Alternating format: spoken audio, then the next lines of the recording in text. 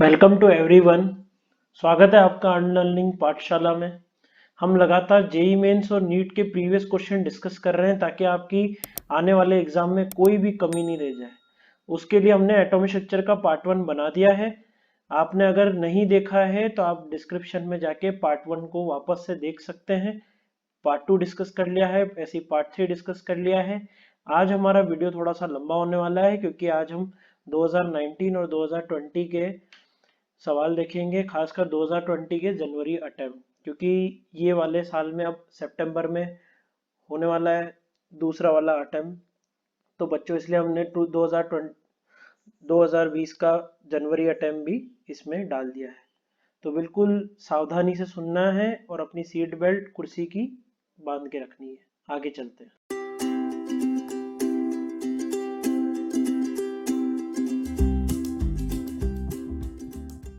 Question number 1 जो कि पूछा गया था एटॉमिक स्ट्रक्चर का, for emission line of atomic hydrogen from Ni is equal to 8, Nf is equal to 9. The plot of wave number mu bar against 1 by n square will be. अब देखो बेटा, उसने इमिशन बोला है ना, emission बोला है, इसका मतलब जो भी ट्रांजिशन हो रहा है n से लेके 8 तक हो रहा है।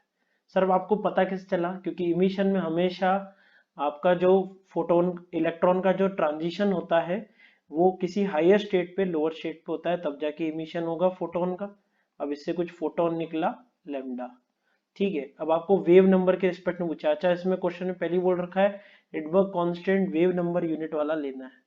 इसका मतलब म्यू बार जो कि होता है 1 बाय लेमडा, वो हो जाएगा R H into Z square, मतलब हाइड्रोजन का 1 का होल स्क्वायर अपॉन 1 अपॉन, अब इमिशन है इसका मतलब पहली एन की वैल्यू ऑब्वियस ही बात है 8 से क्या होगी, ज्यादा ही होगी। 8 के बराबर तो हो ही नहीं सकती वरना इमिशन होगा ही नहीं। तो 1 by 8 square minus 1 by N square.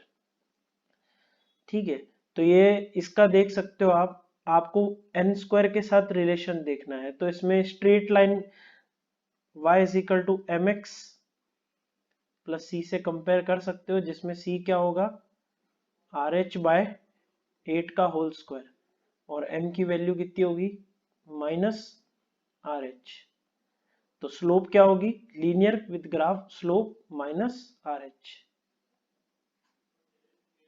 तो नेगेटिव स्लोप होगी इसमें, मतलब ऑब्ट्यूस एंगल होगा। सेकंड क्वेश्चन जो पूछा गया था 2019 में वो ये है, पहला सवाल काइनेटिक एनर्जी का एनर्जी ऑफ लाइट के साथ फंक्शन। ठीक है, जैसा कि इसमें बता रखा है काइनेटिक एनर्जी क्या होती है, एनर्जी ऑफ लाइट जबकि फोटोन माइनस फाइव। ठीक है, तो इसमें आप देख सकते हो कि इसके साथ वापस है y is equal to m x plus c के साथ अपन कंपेयर कर सकते हैं। इसका मतलब m की वैल्यू तो क्या आ जाएगी पॉजिटिव और c की वैल्यू नेगेटिव, जो कि कभी हो नहीं सकती। क्यों? क्योंकि काइनेटिक एनर्जी हमेशा या तो पॉजिटिव होगी या फिर जीरो। इसका मतलब ग्राफ कुछ टाइम तक तो काइनेटिक एनर्जी क्या होगी जीरो, मतलब जब तक किसी मिनिमम एनर्जी मिल नहीं जाती है इलेक्ट्रॉन को उसकी कोई काइनेटिक एनर्जी नहीं होगी, क्योंकि वो निकलेगा ही नहीं। उसके बाद फिर वो लीनियरली ग्राफ इंक्रीज करेगा। ठीक है, उसके बाद आ जाते हैं kinetic energy of electron, intensity of light. इन दोनों में कोई भी फर्क नहीं है। आई बात समझ में? काइनेटिक एनर्जी का हमेशा लाइट की एनर्जी से रिलेशन होता है, इंटेंसिटी ऑफ लाइट की इंडिपेंडेंट होता है। तो ये वाला ग्राफ भी सही है, ये वाला ग्राफ भी सही है। अब आ जाते हैं इस पे। बहुत सारे बच्चे इसको गलत करके आ गए होंगे, मतलब इसको टिक करके आ गए होंगे, जो कि गलत है। एक्चुअली नंबर ऑफ इलेक्ट्रॉन, जो कि फोटो करंट भी बोल सकते हो आप, photo current number of electrons के प्रोपोर्शनल होगा। अब नंबर ऑफ इलेक्ट्रॉन्स जीरो निकलेंगे किसी पर्टिकुलर फ्रीक्वेंसी तक। उस फ्रीक्वेंसी को अपन क्या बोलते हैं बेटा? Threshold frequency. थ्रेशोल्ड फ्रीक्वेंसी तक कोई भी इलेक्ट्रॉन नहीं निकलेगा, और फिर उसके बाद जो नंबर ऑफ इलेक्ट्रॉन्स निकलेंगे वो क्या होंगे? इंडिपेंडेंट होंगे। वो क्या होंगे, इंडिपेंडेंट होंगे। ठीक है, इसका मतलब ये वाला ग्राफ सही है। तो गलत ग्राफ कौन सा है, ऑब्वियसली ये वाला, ये गलत है। क्यों, क्योंकि kinetic energy frequency of light के ऊपर डिपेंड थोड़ी देर तक क्या होगी, जीरो, जैसे H mu minus H mu not. ठीक है, एच म्यू नॉट तक वो, जब तक फ्रीक्वेंसी इसमें म्यू नॉट से कम होगी तब तक काइनेटिक एनर्जी क्या होगी, जीरो। इसने तो भाई साहब किसी भी फ्रीक्वेंसी में पॉजिटिव बता दिया, जो कि क्या है, गलत। इसलिए अपना आंसर क्या हो जाएगा, 4। क्योंकि उसमें बोला था, जो कि बच्चे पढ़ते नहीं है क्योंकि उनको मजा आता है। आ जाते हैं क्वेश्चन नंबर 3 पे। ग्राउंड स्टेट की एनर्जी हाइड्रोजन एटम की दे रखी है -13.6। Energy of second excited state of He plus ion in electron volt is. तो अगर पहली लाइन नहीं भी लिखी होती तो भी हमको पता था -13.6 होती है। सेकेंड एक्साइटेड स्टेट मतलब n इज इक्वल टू 3, वो भी किस में, He प्लस में, मतलब Z की वैल्यू कितनी हो जाएगी, 2।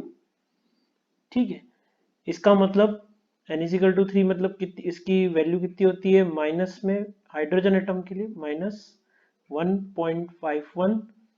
अब जेड स्क्वायर के प्रोपोर्शनल होती है, कोई भी एनर्जी ले लो आप किसी भी हाइड्रोजन लाइक स्पीसीज के लिए, तो -1.51 इंटू 2 का होल स्क्वायर, तो इसकी वैल्यू लगभग कितनी आ जाएगी, -6.04 इलेक्ट्रॉन वोल्ट। तो बहुत आसान सा क्वेश्चन था, उस हिसाब से आंसर क्या आ जाएगा, 4। आ जाते हैं क्वेश्चन नंबर 4 पे। ठीक है, heat treatment of muscular pain involve radiation of wavelength about 900 nanometer, which spectral line is suitable for this purpose.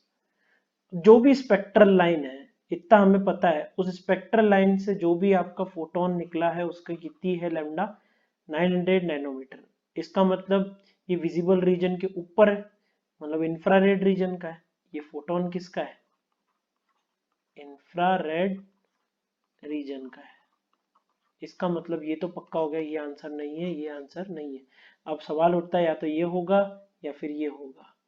अब 900 नैनोमीटर, अब जैसा कि मैंने आपको एक फॉर्मूला बताया था, जो भी एनर्जी गैप होती है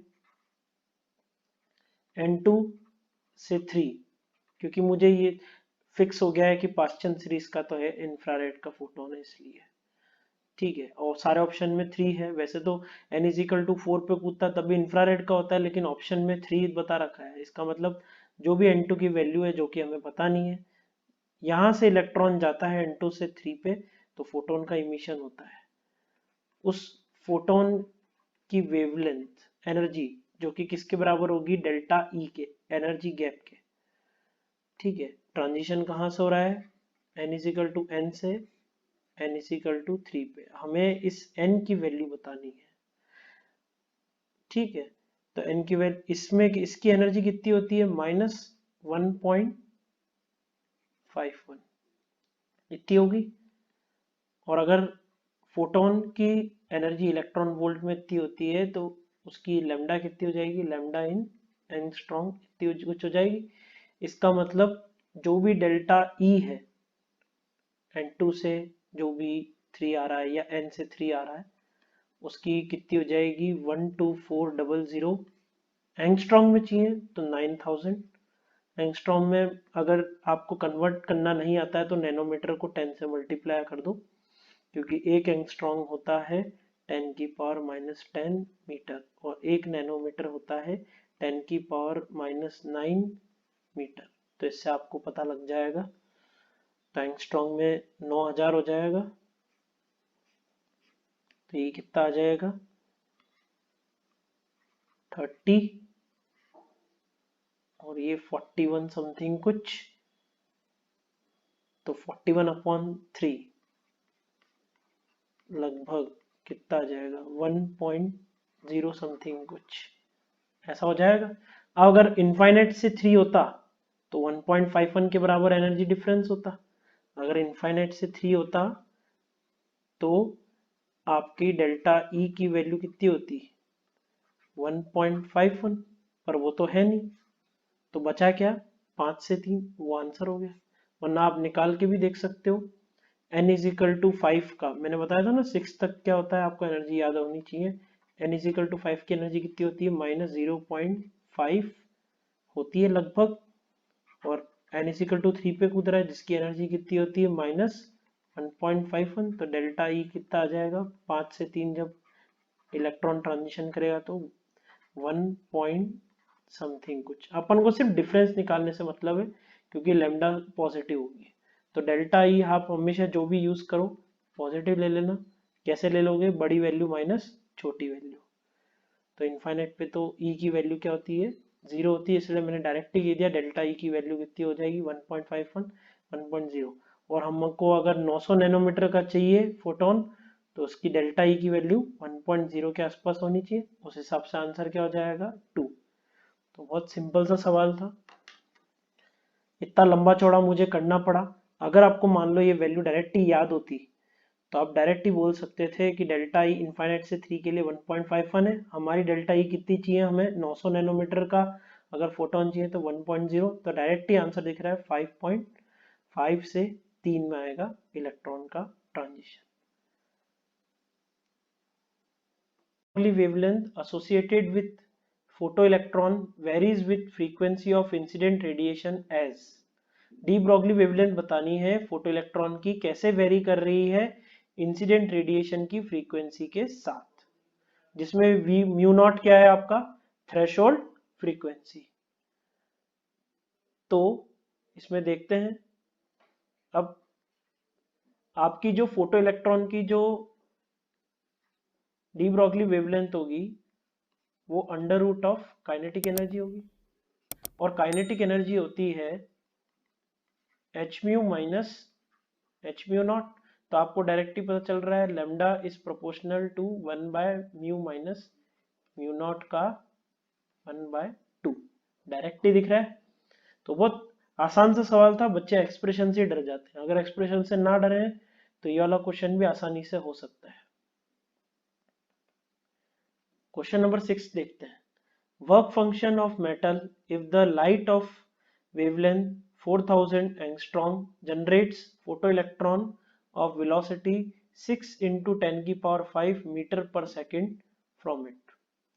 ठीक है, तो उसने लाइट की वेवलेंथ दे रखी है और फोटो इलेक्ट्रॉन की वेलोसिटी दे रखी है।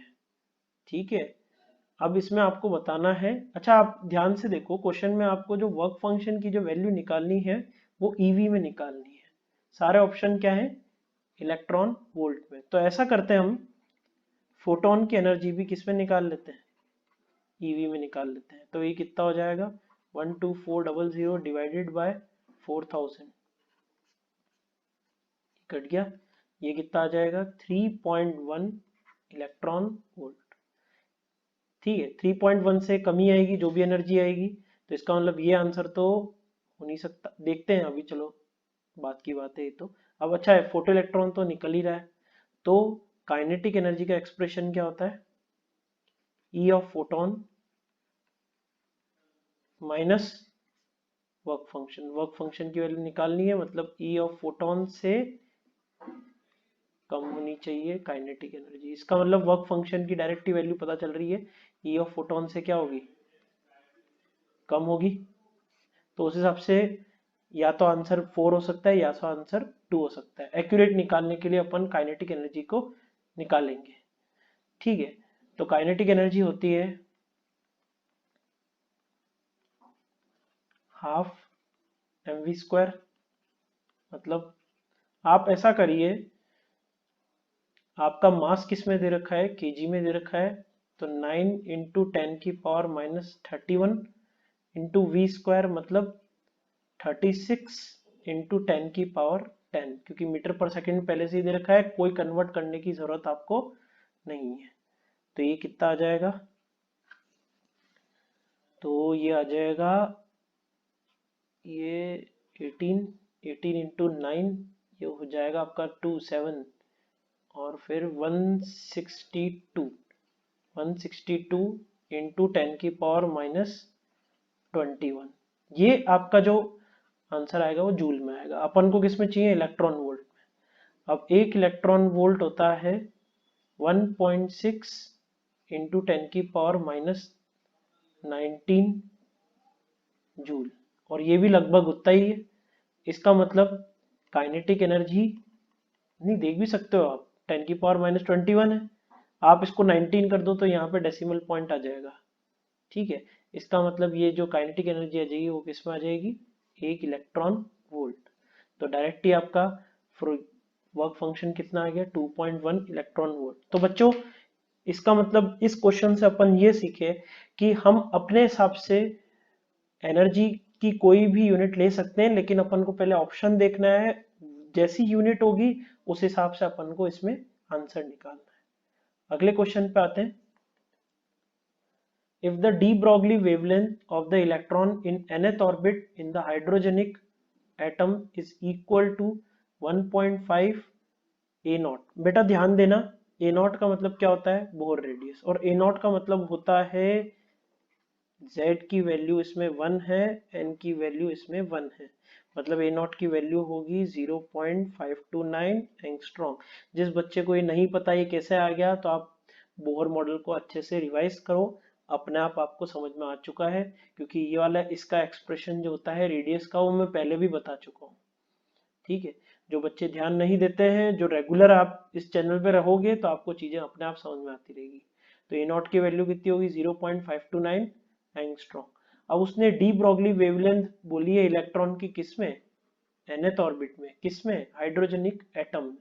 अब हाइड्रोजनिक एटम मतलब हाइड्रोजन के जैसा कोई एटम है, कोई एलिमेंट है जिसमें z की वैल्यू आपको नहीं पता, तो अपन एक से लिख सकते हैं 2 pi r n is equal to, मतलब जो भी nth ऑर्बिट में वो घूम रहा है, और n लैम्डा। ठीक है, इसको 2 पाई, रेडियस को क्या लिख सकते हैं, a naught into n square by z, जो कि रेडियस का एक्सप्रेशन होता है n इंटू लैम्डा। अपन को n बाय जेड की वैल्यू बतानी है, तो ये कितना हो जाएगा, ये तो कट जाएगा, तो n बाय जेड की वैल्यू कितनी आ जाएगी, lambda by 2 pi A not. n by Z की वैल्यू ये आ गई, तो लैम्डा की वैल्यू पुट कर दो 1.5, तो इसका मतलब 3 by 2 into pi A not upon 2 pi A not, जो कि ये नीचे वाला था, ये पाई ए नॉट तो कट जाएगा, इसका मतलब इसकी वैल्यू कितनी आ जाएगी, 0.75।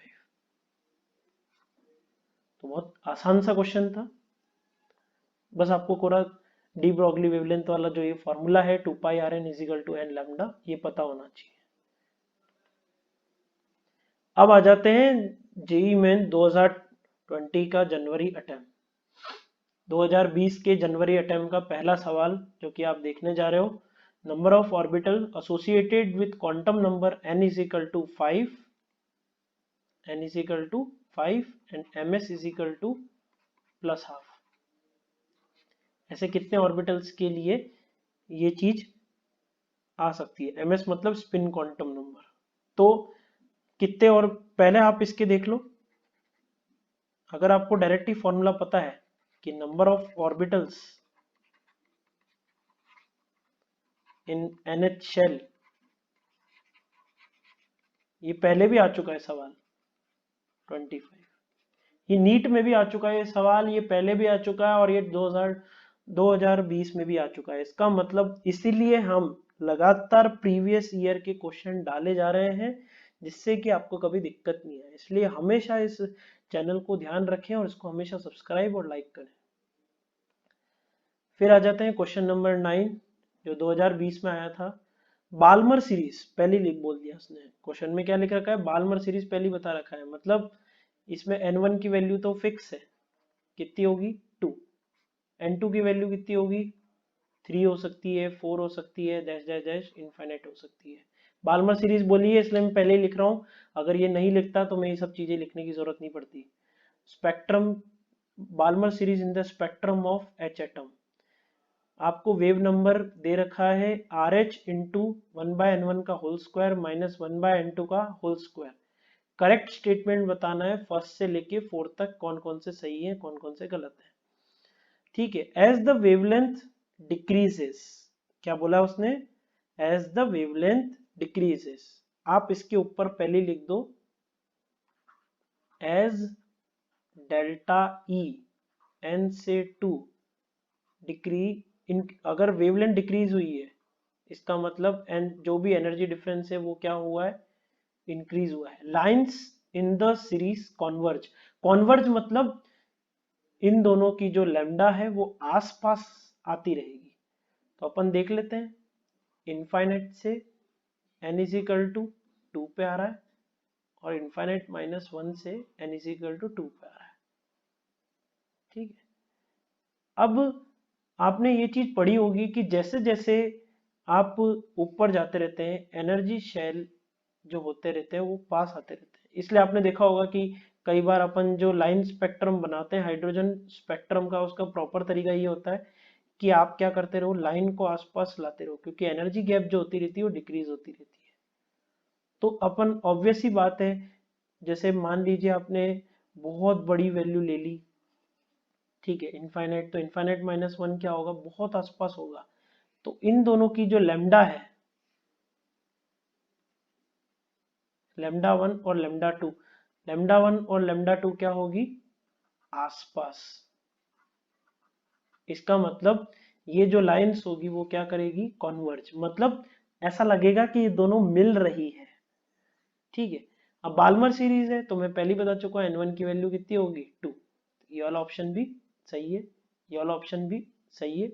लॉन्गेस्ट वेवलेंथ पूछा है, the lines of longest wavelength. अब लॉन्गेस्ट वेवलेंथ वाली स्पेक्ट्रल लाइन कौन सी होगी, जिसमें डेल्टा ई क्या होगा, सबसे कम या मिनिमम। अब मिनिमम कब होगी, जब ट्रांजिशन क्या हो रहा होगा, 3 से 2। इसका मतलब n2 की वैल्यू कितनी है, 3। ठीक है, ionization energy of hydrogen atom can be calculated from the wave number of this line. नहीं, बिल्कुल भी नहीं। आयनाइजेशन एनर्जी के लिए ट्रांजिशन क्या होना चाहिए, ट्रांजिशन क्या चाहिए, n इज इक्वल टू 1 से n is equal to infinite. अगर इनफाइनाइट से 1 होता, उसका वेव नंबर से ही अपन आयनाइजेशन एनर्जी बता सकते हैं, इसके वेव नंबर से नहीं बता सकते, क्योंकि ये बाल्मर सीरीज है, इसमें n1 की वैल्यू क्या है, फिक्स, जो कि क्या है, 2। तो आयनाइजेशन एनर्जी आप नहीं बता सकते। लेकिन हाँ, बाइंडिंग एनर्जी ऑफ, अगर यही क्वेश्चन पूछता, binding energy of n is equal to 2, क्या इस वेव नंबर से बता सकते थे, हाँ बिल्कुल बता सकते थे, क्योंकि ये पूरे पैराग्राफ अपना बाल्मर सीरीज के ऊपर है। तो इसका मतलब इनफाइनाइट से 2 अपन वेव नंबर बता सकते हैं, तो बाइंडिंग एनर्जी भी बता सकते हैं, लेकिन इसमें नहीं बता सकते, क्योंकि इसके लिए ट्रांजिशन क्या होना चाहिए, इनफाइनाइट से 1 होना चाहिए, जो कि लाइमन सीरीज में मिलेगा। इसका मतलब ये वाला स्टेटमेंट क्या हो गया, गलत। तो फर्स्ट 3 स्टेटमेंट आपके क्या हो गए, सही। तो फर्स्ट, सेकंड, थर्ड, फोर्थ। आ जाते हैं क्वेश्चन नंबर 10 पे।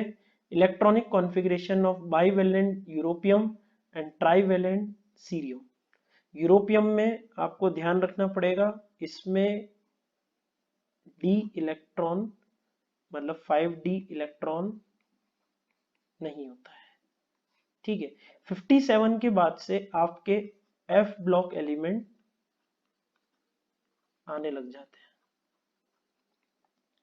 इसका मतलब 58 वाला आपका फर्स्ट एफ ब्लॉक एलिमेंट आता है, फर्स्ट ब्लॉक एलिमेंट आता है, जो कि क्या होता है, सीरियम। तो सीरियम का कॉन्फ़िगरेशन क्या होता है, जिनॉन, इनर्ट कॉन्फ़िगरेशन। पहले सबसे पहले इनर्ट गैस का कॉन्फ़िगरेशन लिखते हैं।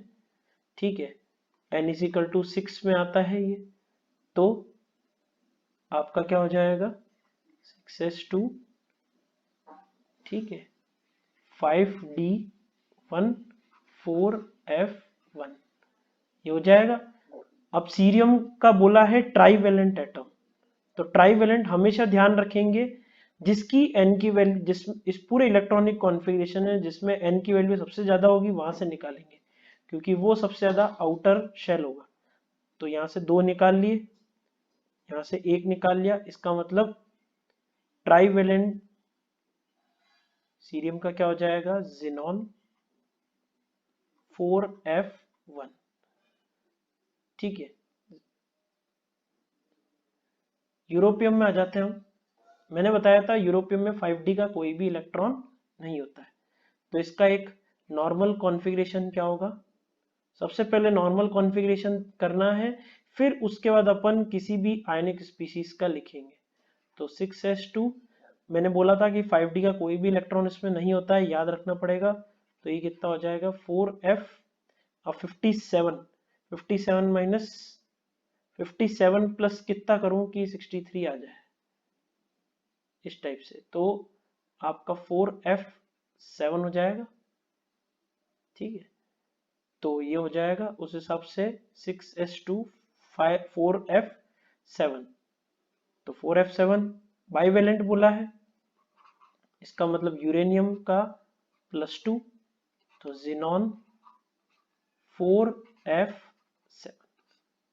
तो उस हिसाब से आंसर क्या हो जाएगा 4f7 वाला और 4f1 वाला, जो कि क्या हो जाएगा ये वाला गलत है, क्योंकि इसने इसमें इलेक्ट्रॉन तो निकाले ही नहीं। ये वाला भी गलत है, आपने यूरेनियम का कॉन्फ़िगरेशन कभी ऐसा नहीं होता, EU का कॉन्फ़िगरेशन ऐसा नहीं होता। ये भी गलत है, क्योंकि इसने भी इलेक्ट्रॉनिक कॉन्फ़िगरेशन गलत लिखा है। आई बात समझ में? तो इस तरीके से अपना हो जाता है। ठीक है, इसका एक और तरीका है, आपको बिना कॉन्फ़िगरेशन लिखे भी आप इसका आंसर निकाल सकते हो। जैसे अपन यूरोपियम बाईवेलेंट बोल रहे हैं, तो यूरोपियम से 2 कम कर दो, 61, क्या हो गया 61। अब जिनॉन का देखते हैं, जिनॉन का आपका क्या होता है 54। ठीक है, जिनॉन का क्या होता है 54। बाईवेलेंट यूरोपियम बोला है, इसका मतलब EU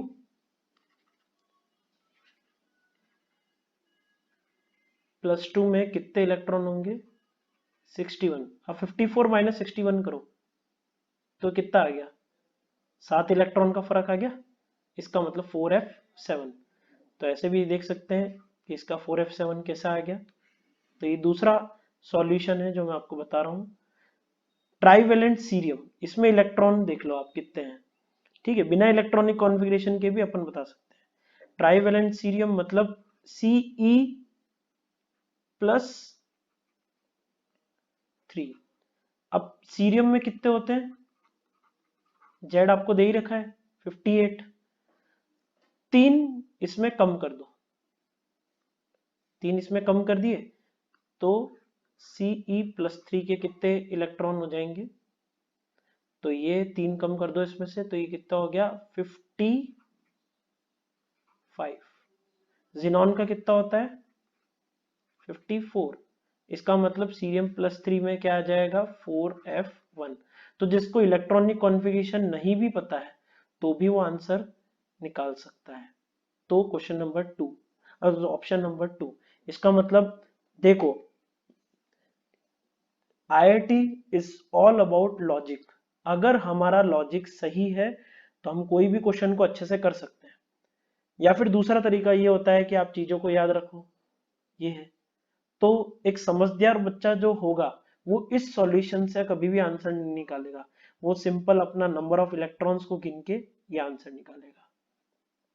तो बस आपको क्वेश्चन में दे ही रखा था z की वैल्यू, तो उसके बाद तो आंसर निकालना और भी ज्यादा आसान हो जाता है। आज के लिए बस इतना ही। हमारा चैनल बराबर आप लोग लाइक कीजिए, सब्सक्राइब कीजिए और हमेशा डेली अपडेट्स लेते रहें, ताकि आपको ट्रिप्स एंड ट्रिक्स सब चीजें पता चलती रहे इस चैनल के थ्रू।